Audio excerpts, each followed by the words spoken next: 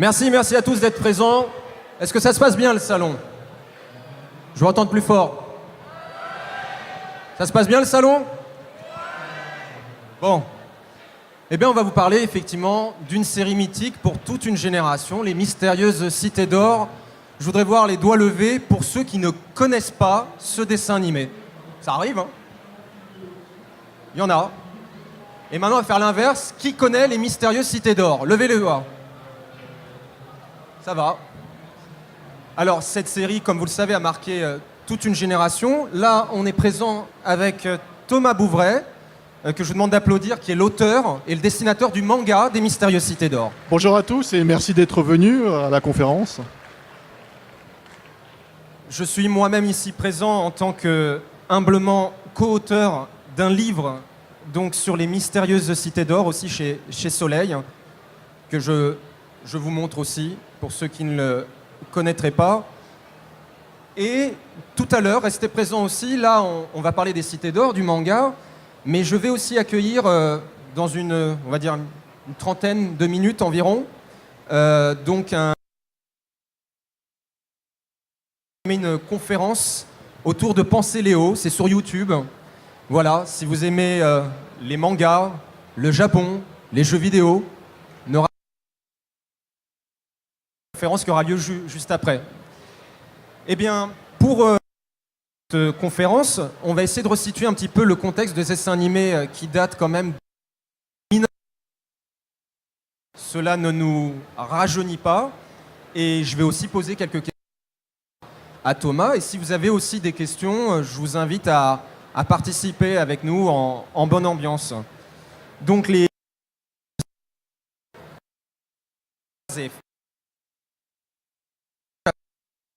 il a été créé donc en 1982 au Japon.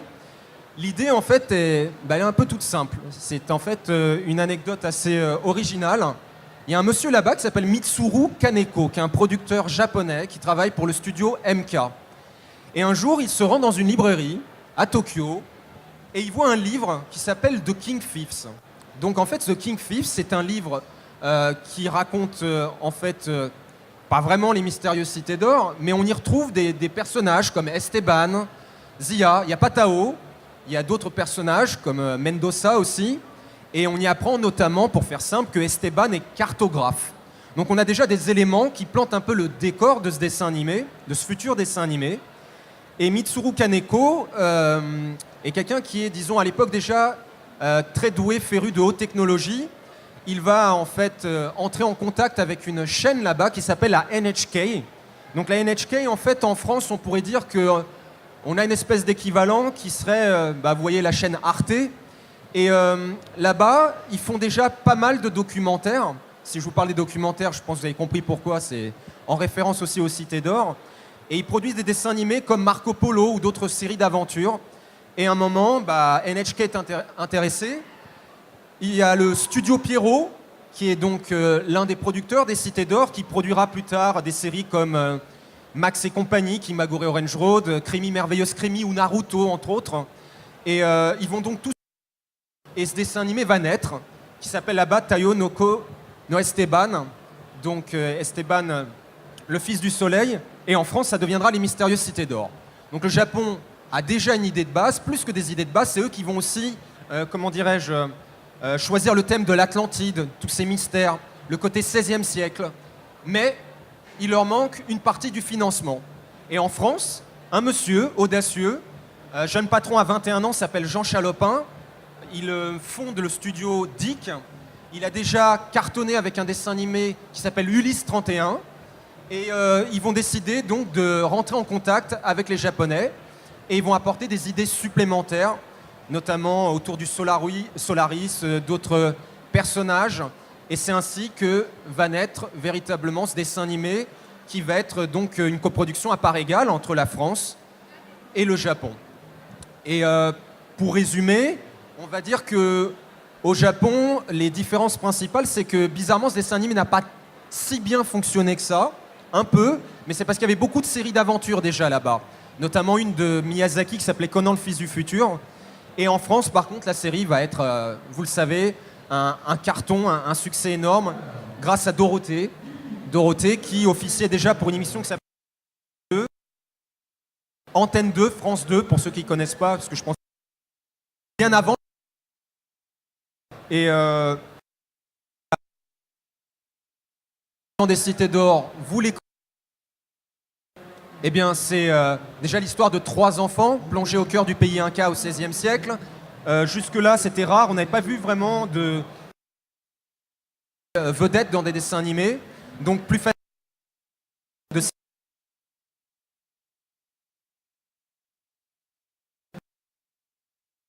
de contrées différentes, donc un message de tolérance vis-à-vis des peuples différents, d'origines différentes. Et le doublage français va aussi participer au succès du dessin animé. Vous vous souvenez tous, j'imagine, des voix, notamment des documentaires, non, à la fin. Donc tout ça va bien fonctionner. Vous vous en souvenez des musiques des Cités d'Or? Voilà, assez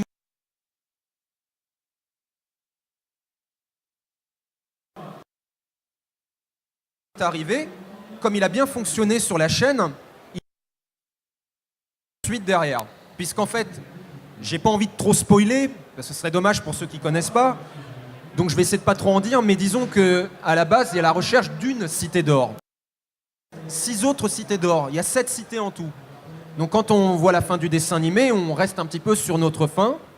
D'autant plus qu'on voit débarquer un peuple pas super brillant qui s'appelle les Olmecs. Vous vous en souvenez un peu? Et finalement, il reste ces 6 cités à découvrir. Mais à l'époque, en fait, l'équipe de Jean Chalopin a, d'autres ambitions. Ils ont déjà dans les cartons les Mini-Pouces, les Popples, les Bisounours, Inspecteur Gadget, etc. Et ils ont un grand succès aux États-Unis.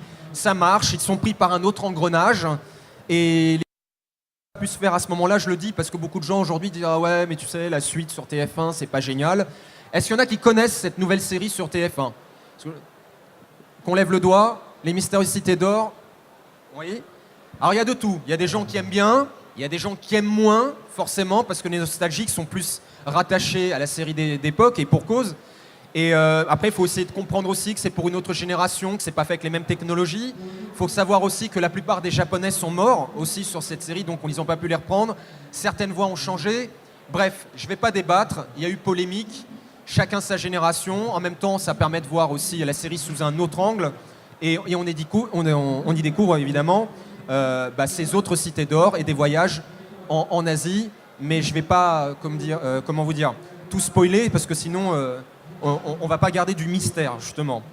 Et Thomas fait partie, justement, des personnes qui ont un peu redonné du peps à cette œuvre, puisque je ne vous apprends rien en disant qu'il n'y a effectivement pas une, mais des nouvelles saisons sur TF1, donc déjà 2, une 3e est en préparation prochainement, parce que ça marche, quoi qu'on dise, c'est quand même des milliers de téléspectateurs. Et il existe aussi un jeu vidéo, ou plus précisément une application pour smartphone, pour être tout à fait exact. Il y a des produits dérivés, il y a un superbe Condor qui est d'ailleurs en vente, que je vous conseille à la boutique Made in Japan. S'ils sont là, je leur fais un petit coucou. Voilà, c'est qu'ils ont un stand pas très très loin. Et Thomas, donc l'auteur du manga des Mystérieuses Cités d'Or, on va d'ailleurs en profiter pour le montrer. Il y a plusieurs volumes. Le dessin animé totalisant 39 épisodes, La tâche de Thomas, voilà, je vous le montre, ça a été de résumer, d'essayer de faire tenir, c'est bien ça Thomas, sur 5 volumes? Tout à fait, sur 5 volumes. L'ensemble des épisodes de la série, voilà. Donc je vous invite à découvrir ce manga qui est en vente à 9 €, je crois, c'est ça? Tout à fait, à 9 €. Et il est trouvable en fait dans la boutique Rêve de Manga. Voilà, je vois des jeunes, par exemple, parmi vous ou d'autres, s'ils n'ont pas vu encore le dessin animé, on peut faire les choses dans l'ordre. On découvre le manga, pas comme nous, les plus vieux à l'époque. Et pourquoi pas, on découvre le dessin animé après. Ça peut être une autre démarche. Je vais te demander, effectivement, par rapport à ce... On se connaît un peu avec Thomas, hein, on se tutoie, on va pas vous raconter n'importe quoi. Est-ce que tu peux nous dire comment tu as eu l'idée d'adapter un manga des Cités d'Or? Est-ce que c'était tout de suite ton envie ou est-ce que tu avais réfléchi à des séries comme Ulysse 31 ou d'autres entre nous? En fait, à la base, c'était il y a quelques années, en fait, au cours d'une discussion avec un ami, en fait, on s'est rendu compte que une série aussi mythique que Les Mystérieuses Cités d'Or n'avait pas d'adaptation, c'est-à-dire même pas en bande dessinée ou certainement pas en manga, du moins. Et donc à l'époque, c'est vrai qu'il y avait plusieurs séries de nos enfances qui étaient, on va dire, assez pertinentes, comme Ulysse 31 ou entre autres Les Mystérieuses Cités d'Or.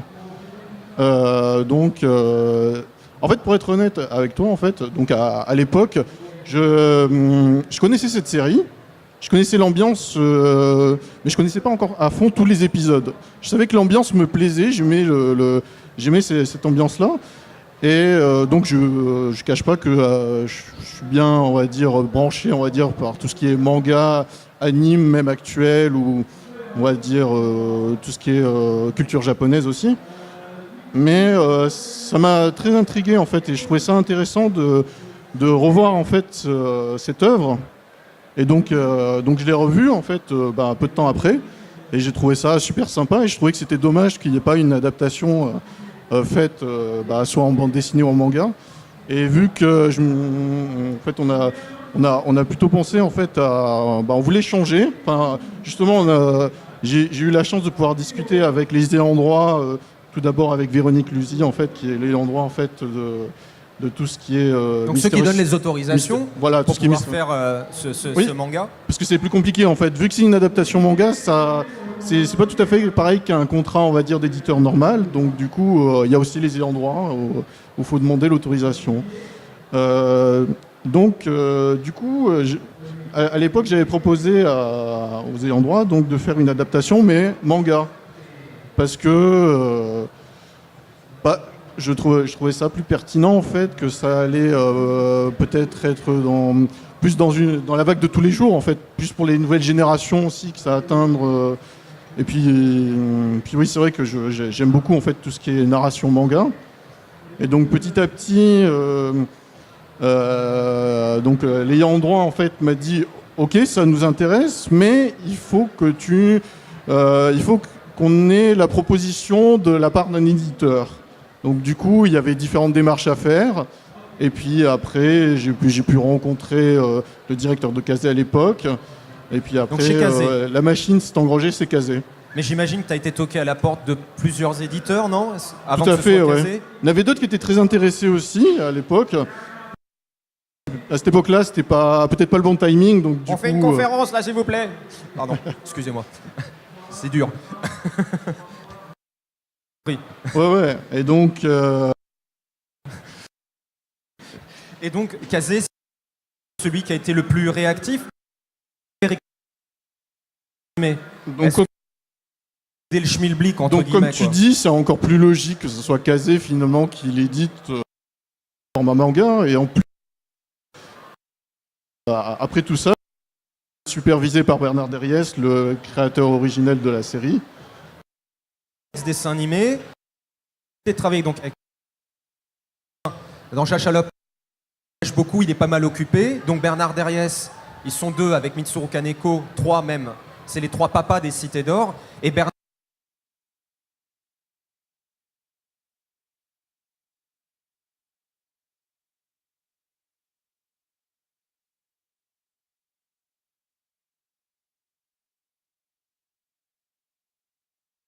a bercé mon enfance. Et un jour, tu te retrouves à travailler avec lui. Je sais pas, la première impression quand il te dit unique, ok, on y va, on travaille. Je sais pas. C'est formidable. Enfin, je me suis dit, c'était un honneur en fait, voilà, tu vas jamais pour moi. le contester, quoi, genre limite quoi. Ouais, c'était au début, des remarques pertinentes, et ça m'a apporté beaucoup pour le dessin, au niveau du caractère design des personnages du manga. Il y avait certains, parce que il fallait faire justement quelques croquis en fait de différents personnages. Et la difficulté, c'est que des fois, en fait, pour s'approprier en fait l'âme du personnage, mais avec un style différent, qui est pas tout à fait quand même pareil que l'animé, parce qu'on n'est pas là pour faire un manga avec des snapshots, je crois. Enfin voilà. Donc du coup, l'idée c'était d'avoir en fait son propre style, mais qu'en même temps on reconnaisse bien les personnages. Donc au début j'avais une difficulté, c'est-à-dire que par exemple le personnage de Mendoza était un peu trop jeune, parce que j'étais un peu influencé par justement tous les personnages, on va dire charismatiques et jeunes qu'on retrouve pas mal dans les mangas aussi, un petit peu ténébreux ou un peu ce genre de personnage.